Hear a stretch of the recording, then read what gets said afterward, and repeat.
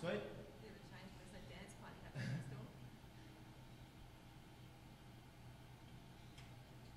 Good. Sweet. Second play, go easy. Obviously not the result you wanted tonight, Amy. Where do you think things went wrong there? I think, as I said earlier, probably all three facets of the game we were outplayed. I think we can't afford to drop someone like Healy as early as we did, and especially in the form that she's in. And then I think we probably bowled to our plans in patches, but just that consistency of executing them, and then, like I said, losing 8 to 10 wickets every game against the bigger teams, you just kind of, I guess, expect to win when you're doing that. How were you feeling at the innings break? It seemed like the second half there you did really well to peg back the Australians. Yeah, I thought, like I said, there were some patches that we actually really executed what we were wanting to do, so that the fact that we did that was really pleasing. But yeah, just I guess the consistency is still that area that we've got to really keep improving if we want to be competing with the top teams. Is that sort of the same with the batting lineup too, with a few of those younger players needing to take that next step a bit to back up Susie and Sophie? Look, to be honest, it's probably some of the senior players as well. I think Susie's batted outstanding. I think Katie's, had some good little innings there, but Sophie and myself have not scored any runs in the tournament. We can't be winning games if we're not stepping up in situations like that. So, yeah, I think we want to try and get a little bit more out of the youngsters, but I'd say the senior players, some of us really need to have stepped up. Were there any of the bowlers you were particularly impressed with tonight? I thought the spinners bowled well. I thought Lee bowled very well. I think Leah still, had the heat that we've wanted, and some really good pace in there. And I think, like I say, there was some really good patches from everyone. I thought Sophie had a couple of opportunities created, and so that was brilliant in terms of executing her plans. But yeah, just that consistency. I think we saw tonight Lee became the second fastest woman to 50 T20 wickets. How crucial is she to the side, and how dangerous is she? Oh look, she's got a record that I think speaks volumes, and probably almost says enough in itself. She's been outstanding for us and has a brilliant record in this format, so we're certainly glad to have her on our side. It's been pretty evident in this tournament that Australia have really pulled forward from the other teams. So after the tournament, when you do go back home, what would you like to see happen in New Zealand cricket to help you guys sort of lift your game as well? It's a really difficult question to probably answer. I think there's lots of areas that have been highlighted in the last probably 6 months, possibly even longer, that we've got to try and really build on. And it's, like I said earlier, it's in all three facets of the game. I don't think it's one area in particular. I think we've got some really talented players there, but we're not probably getting the performances out of them that we'd like. So that's certainly one aspect of it, I guess, but it's also creating that depth that's going to continue to put pressure on those players as well. And New Zealand were traditionally one of the teams that could probably push Australia, and now you've had the series back in Australia and this game where it's been a run of losses. Is it frustrating to see yourselves sort of fall back? Yeah, it's definitely not a nice feeling. I think especially when I've been playing for so long, and throughout my career we've been really competitive with Australia, so to feel like we're probably slipping a little bit it's certainly frustrating, but we've got to keep having the belief that we can win on our day, and like I say, we've got some talented players that if we can get performances out of them on the same day, then I think we can be a team that can beat teams, but we just haven't been able to do that of late. Would you say you have that depth, good depth currently, enough replacements coming in who can just fit in at international level? I think we've got glimpses of it. You've seen the likes of Amelia Kerr come in at time, in the last sort of 12 to 18 months and really slot in nicely and perform brilliantly. So there's certainly the odd player there, but it's probably something we've got to keep building. You've seen the likes of Australia and England with their competitions that they've brought in that have started to probably grow their depth even more, and we've got to keep addressing it in our own country. And over the last few tournament cycles, New Zealand has developed a reputation of doing well leading up to a tournament, coming in almost as favourites, but then not doing well in the tournament. Is that a reputation that concerns you? Oh, I think probably of late we haven't performed that well going into the tournament, and then haven't performed well in the tournament. So maybe that reputation's changing a little bit, but look, either way, we want to be winning games of cricket, whether it's in tournaments, outside of tournaments. So we're not probably doing that of late against the top teams, and it's something that we've really got to address. You've got 2 more games here. What are you going to look to get out of those, especially with some of those younger players? To a certain extent, I think a bit of pride, showing what we can do as a team. I think we've underperformed from where we can be, so really lifting that would be probably the number one thing. Just building on that, what is going to be your message when you go back and talk to your teammates tonight? Look, it's going to be tough. I think we have to admit that in the situation that we're in, it's not a nice place to be, but at the same time, we have got 2 games of cricket that, like I said, it's all about pride to a certain extent, and we've got to make sure that we keep focusing forward on those ones as much as we can, and I guess trying to keep our heads up and our spirits up to ensure that we can go out and perform on the park. Thanks, Amy.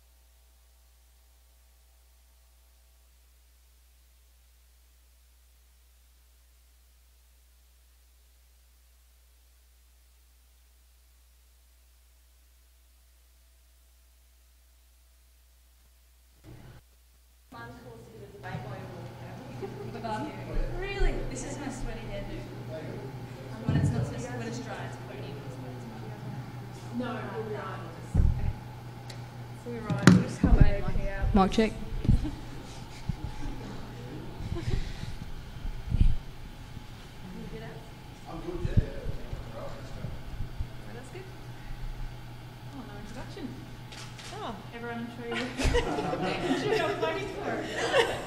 Hey guys. Sheeta, good win through the semis. How's it feel? Yeah, no, it's great. It's a classic case of a bird in the hand is better than two in the bush. I think it's it's great to be locked into that semi-final position, but obviously we won't be taking the next game lightly. Just how were you guys feeling at the innings break there? I think the feeling from the commentators were maybe a bigger total was on the offing after Midge's start. Yeah, look, I think they bowled really well in that middle patch there. They really clamped down on us, but I think we got 10, 15 runs over par, so I think as long as we get 140 plus, I think it's always defendable. And for you personally, and for the whole bowling attack actually, when Susie was coming at you, I know you've talked a lot about resilience. Do you think that was a good example of how the team's changed in the face of someone batting like that today? Yeah, definitely. I think it was a really good challenge for us and something that we've probably needed. But I think it's moments like that where you just need to take a deep breath. I think that's what we did out there, and probably we'd panic maybe 12, 18 months ago. But yeah, it's something we've worked on, and it was nice to see it out there today. What was it that you were discussing out there at those times? Pretty much just basic plans. I think we just needed to obviously keep Batesy off strike as much as we could, and so trying to give it a single and put pressure on the other end. And just personally against Ireland, fair to say, probably wasn't your best game. Bad day. Yeah, bad day. How are you feeling about that, and then to come out and do what you did tonight? How does that sort of make you feel? Yeah, much better. Look, after the 5 wides at the start, I was a little bit worried it could have been a bad day again. But yeah, two bad games in a row would have been absolutely horrible for me. So yeah, nice to bounce back. And does that just give you that confidence? Like, how were you feeling after that Ireland game? I was feeling okay. Just you feel let down a little bit, kind of after a match like that. But at the end of the day, we won. Had we lost and I'd lost us the game, then I would have been pretty bummed. But it's cricket; those games happen.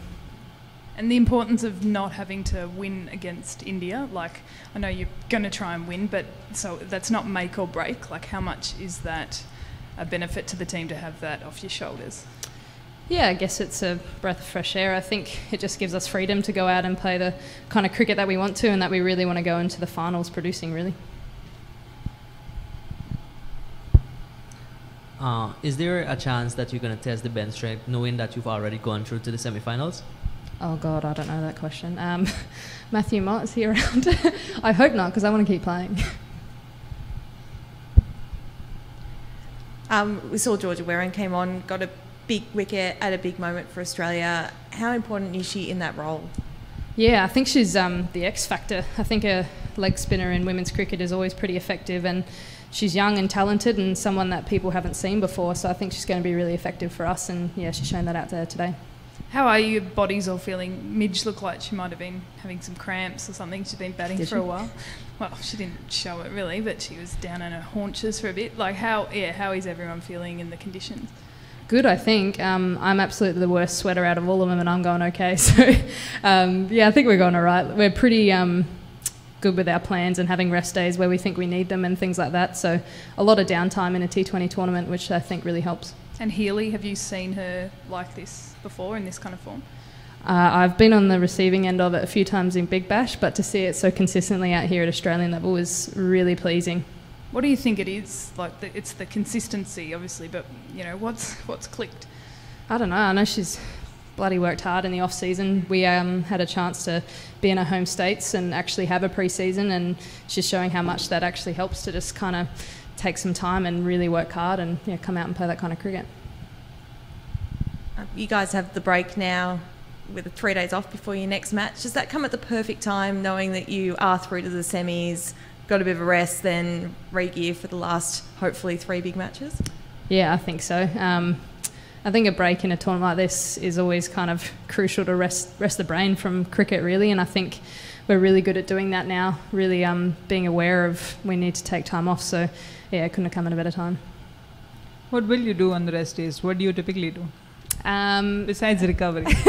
We spend a lot of time by the pool. We're probably all the brownest we've ever been in our lives. There's been a lot of tanning going on, but we're all going to try and get out of the hotel for the next couple of days and see what the girls are up to.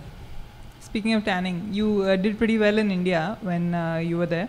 Here also you're going okay. So does wickets like this, which have a little bit of grip to offer, do you prefer bowling on them rather than flat wickets which you get in England and Australia? Yeah, definitely. I think for me, slower balls and back of the hands and that sort of stuff is what I love to bowl, and here it grips a little bit more, and there's been some pretty big turnout there for myself. So yeah, I love playing on wickets like this. And your leg cutter as a delivery is really developed. Can you give us a synopsis of the evolution of that ball? Not really, to be honest. I just kind of saw it as an effective ball in the power play. I think that there's less room for error than there is with my back of the hand, so it's all about just bowling the right one at the right times. But as I said, it's more effective on wickets like this over here. And how do you adjust pace for wickets like this, not just different conditions, but also within a match? How do you choose when to switch up, switch down? It depends on the batter, to be honest, and the situation of the game. I'm probably not going to bowl a risky ball if they need a boundary off that kind of ball. But I don't know. It's just what I feel when I'm out there. Today, how did you? What is your thought process today with regards to your pace? Well, when I came back on, we had already taken the big wicket of Batesy, so for me it was just making sure when I was bowling in the power play, trying to restrict them from boundaries as much as I can. Dots are great, but if I'm getting smacked for boundaries on the other ball, it doesn't really matter. So yeah, that's all I try and do in the power play. Obviously Batesy was still there at the end of the power play, but you held her back and picked up 3 huge wickets. Was that pretty much the perfect power play for you guys? Yeah, I think so. I think it's kind of the blueprint. I think we'd take that against a powerhouse like New Zealand. I think we had a really good series against them not long ago, so we know if we can contain them in the power play, then it sets us up for the rest of the innings. Cheers.